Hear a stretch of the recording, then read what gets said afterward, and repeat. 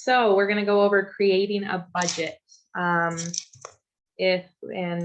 we'll just get started. So just some general guidelines, I guess, is I'm going to ask that you stay muted the whole time, unless you're asking a question. Please save questions for the end, but I'll let you know when it's time to ask questions. If you do have a very specific personal question about your budget or how to budget, you can give me a call and we'll talk about that more in detail. I don't want to spend a huge length of time talking about somebody's personal budget on Zoom here. And if you do need accommodations, like you need me to speak slower, or if you need me to explain things better, please speak up and let me know, or privately message me. And you can do that below. And I will be glad to slow down or reiterate what I'm saying. So that being said, budgeting may not be what you think. Having a budget doesn't mean you aren't in charge of your money. It doesn't mean you're on a rigid schedule for the rest of your life. It means that you know how your money is being spent. Writing your budget down on paper makes it much clearer to understand where your money is going, when your bills are due, and how much you have left on extra items and services. So really, doing a budget can help you with a lot of different things in life. So let's get started. Income. Income is money that you receive. It can come from working, investing, other sources like Social Security, disability income. It can be allowance from your parents, so on and so forth. It's any money that you get that is yours to spend. Income is the money that we use to pay for things we need to live. You can track your income using an income tracker form, and we'll be talking about that a little bit later. Typically, all the money that you have coming in each month can be considered your monthly income. So when somebody asks you what's your monthly income, you can add up everything you make, and that would be your monthly income. Expenses. So expenses are the items or services we need to live that cost money. These are our expenses. Expenses are the bills that you must pay for every month to cover your cost of living. Expenses include like rent, heat, electricity, taxes, so on and so forth. Each month you will have expenses that must be paid in order for you to continue receiving the goods or services. So again, your expenses are just everything that you're spending during the entire month. And that's the amount that you want to look at to see if you're making enough money to be able to cover all of your expenses. And if you're not, then you got to figure out a plan. And that's what we can do together. So money made versus money spent. It is best to have more money coming in each month than what is needed to pay your bills. You always want a little bit extra left over after you're done paying all of your bills, because that means you got a little bit of wiggle room for if an unforeseen circumstance happens, so on and so forth. So again, we're going to go over the expense form, but essentially how to list your monthly expenses is through the expense form, and you're going to write down every single thing that you spent and every single bill that you have for that month. And then you're going to subtract the total number of what you spend from all of what you make. If your income is more than your expenses and money is left over, that's for anything else you need, or fun money. If you have money left over, use the money wisely.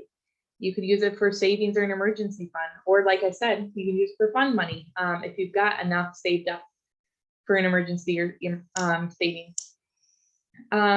Some things to save up for are like buying a car, taking a vacation, buying new furniture, other things that you want or need. So getting out of debt. This is a big one. Expenses are greater than your income, the amount you owe but can't pay, and it's easy to get into debt. So an example, you make $1,000 in a month and you owe $4,000 on your car. That's considered a debt because you can't pay off that $4,000 on your car right away. So you're going to always have some left, or you're always going to have some money to pay to dealership that you bought your car from. Other examples are like buying things on credit.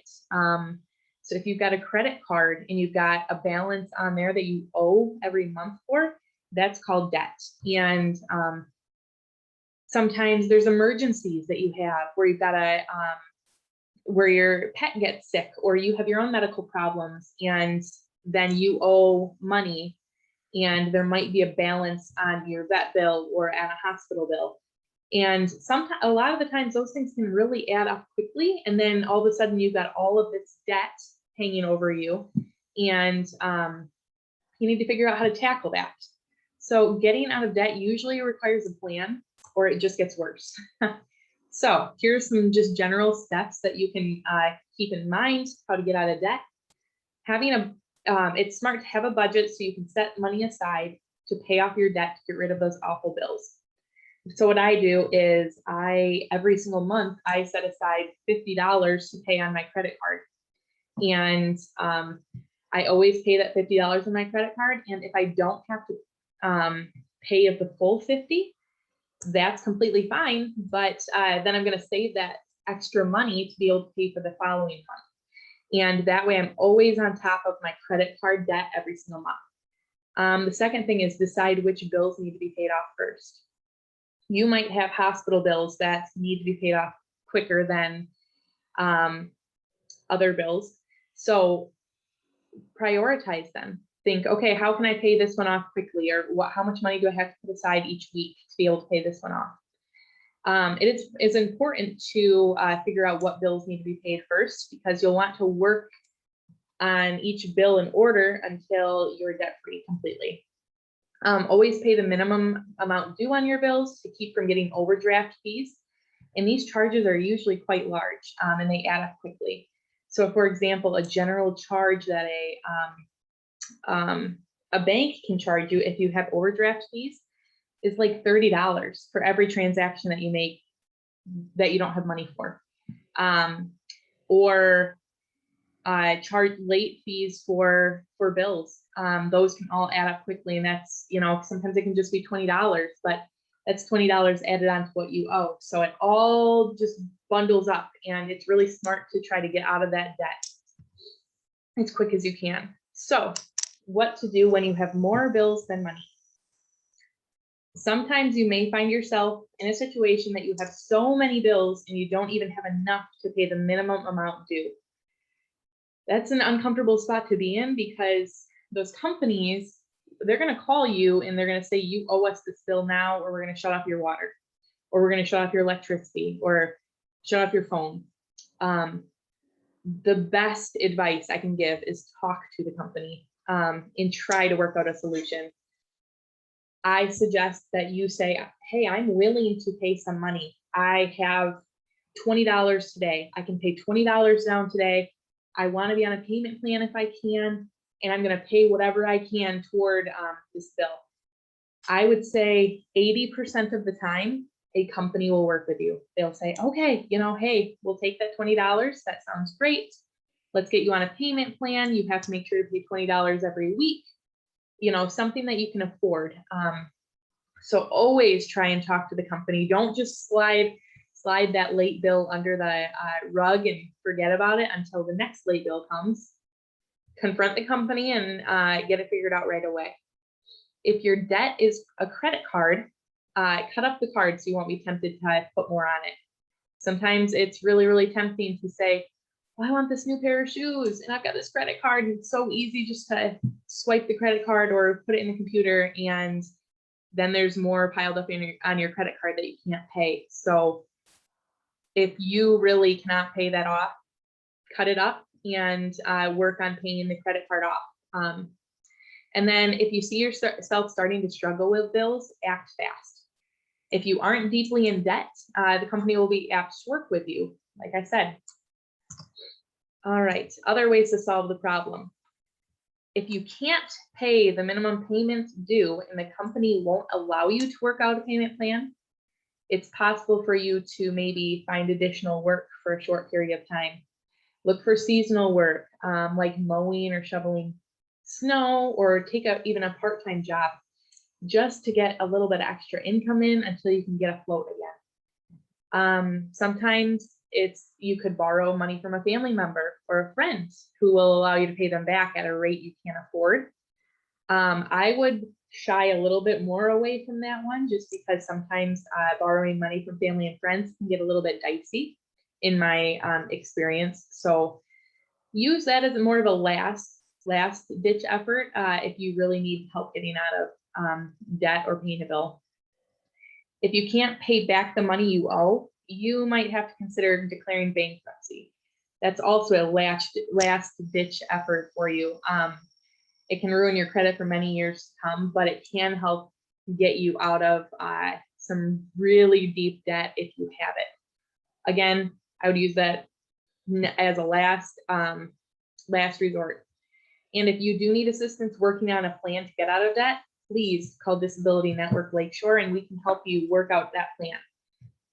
The best way to get out of debt is staying out of debt. So I talked a little bit back in the other slides about an income tracker. This is something I can provide to you if you are interested in having it, or you can make it up on your own. It's really, really simple. So we're going to say the month of, we're in April right now, month of April. You're going to say your source of income is maybe Social Security disability income. So you're going to write down what you receive each week, or every other week, I believe, disability income is. And maybe you have a part-time job. You're going to write that job down and write down how much you receive each week. So then you're going to look at that total amount of income for the month. Every single cent that you make is going to go in this income tracker. And then you're going to list your expenses. So this is just an example of expenses for February. We'll pretend this is April. So your rent is $400. Your car payment is $350. I mean, these are general bills that you can keep in mind, and you might have some more or some less bills. Always write down the due date so you're aware of what's going on. I personally like to write it down, and then I also put it in my phone, and I give myself a notification the day that a bill is due. That way I'm aware, oh, this money is going to be taken out of my account, or, oh, I've got to pay this bill. Notice we have a balance due. This is what I was talking about, the debt.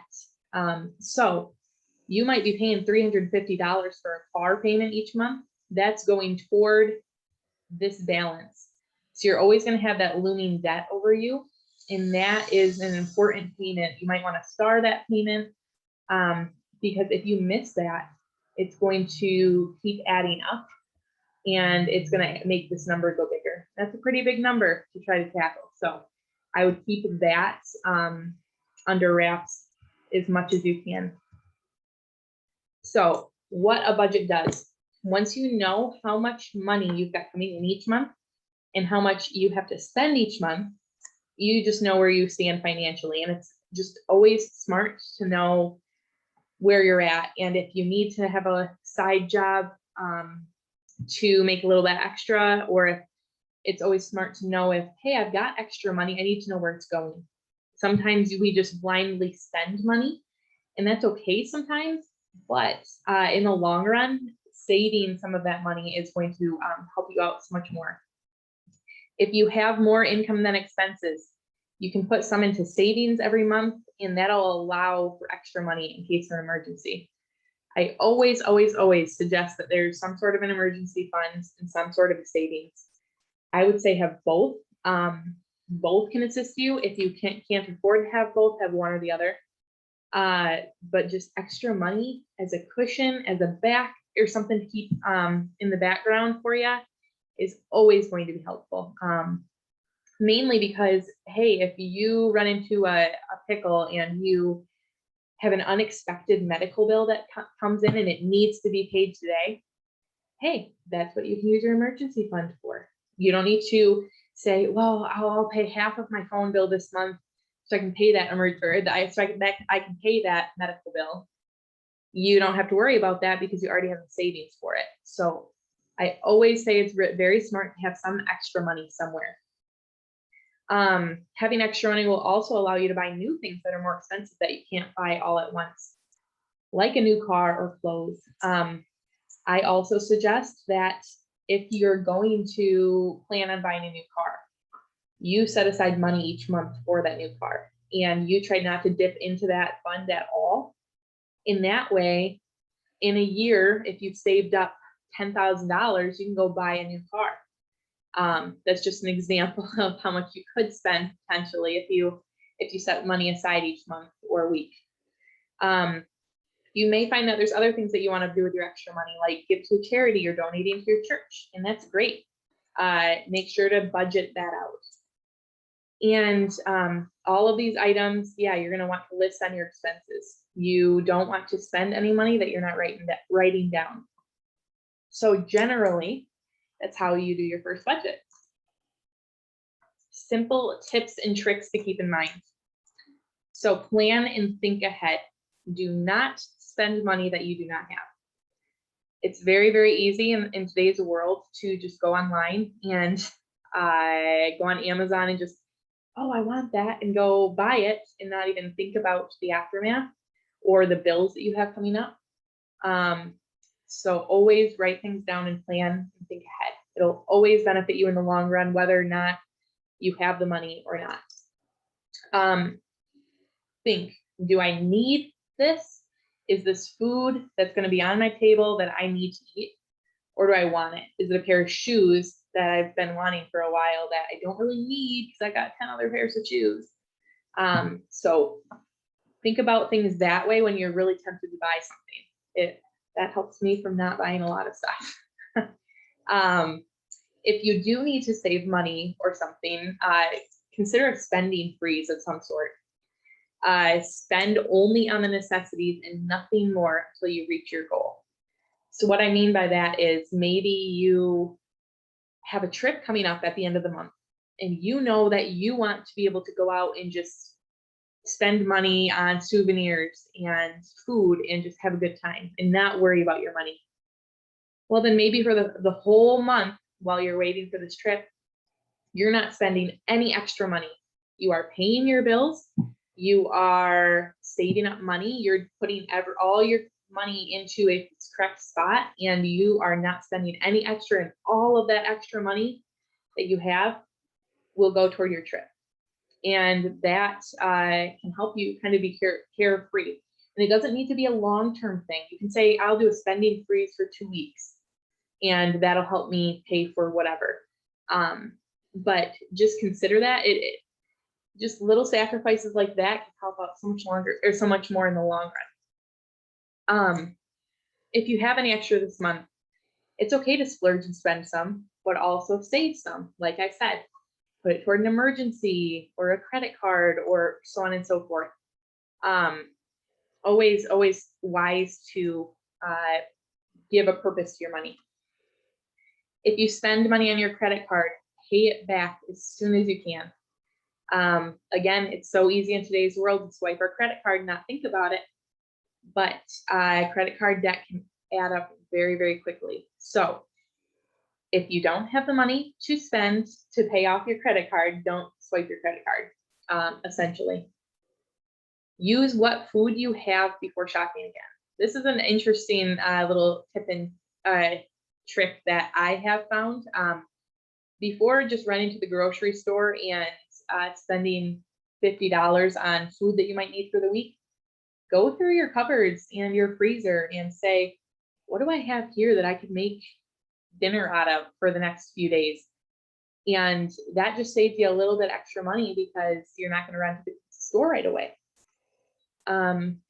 Borrow money as a last resort if you can't pay your bills, and make it a priority to pay that person back right away. This is going back to borrowing money from family and friends. It can usually get pretty dicey if you're borrowing from family and friends and you don't pay them back right away.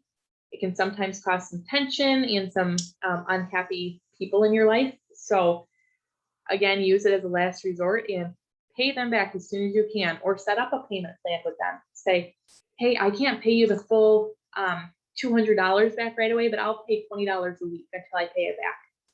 And typically, I don't see why people wouldn't have a problem with that, especially if they're family or friends. So Next is if you can't pay a full bill, call the company and offer to pay part of the bill or set up a payment plan. Again, that's kind of reviewing what we talked about before. Use cash whenever you can. You're less likely to spend cash than you are to swipe a card. It's easy to swipe a card and not think about what you have in your bank account, but it's harder to spend your cash because you see it going out of your wallet and you see your wallet emptying. So I always say, if you've got trouble spending money, try to use cash for a lot of it. It's not ideal to carry that bunch of cash around. However, you're going to spend a lot less. So we're going to quick go through these additional resources a second. So this one's called the Savvy Scrimper. These are just general things that you could keep in mind to trim a monthly budget. So if you go out to Starbucks every day to get your own coffee, consider brewing your own coffee. It can save you money every day. Skip happy hour, drink less alcohol, avoid expensive snack foods. Choose house brands over national brands. So that would be like a Meyer brand over just a Jif peanut butter. You know, that's a national brand over Meyer, which can be cheaper. Reduce the amount of meat in your diet, maybe. Maybe you're spending too much on your food budget every month. So consider maybe cutting out a little more of the expensive meat that you might buy. Bring your lunch to work every day. If you've got a problem spending money each week on a lunch and you're going out every single day to get fast food, consider packing a lunch. It can go a long way. Avoid going to the grocery store hungry. That's a huge one. I do that all the time because you're always going to bring home more than you need. Maybe consider buying staple products that you might use in bulk. Use coupons.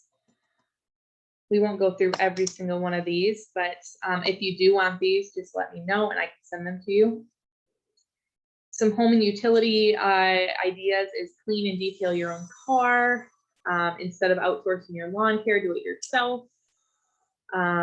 Replace light bulbs with fluorescents. You don't have to replace them as often.